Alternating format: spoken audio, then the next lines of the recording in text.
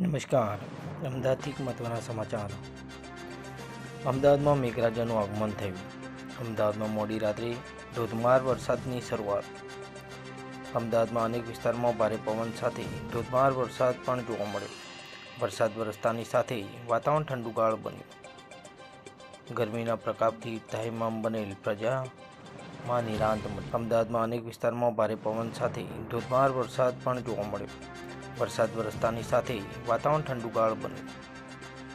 ગરમીના પ્રતાપથી ત્રાહિમામ બનેલ પ્રજામાં નિરાંત મળી. રિપોર્ટર સિદ્ધાર્થ સોલંકી, અમદાવાદ.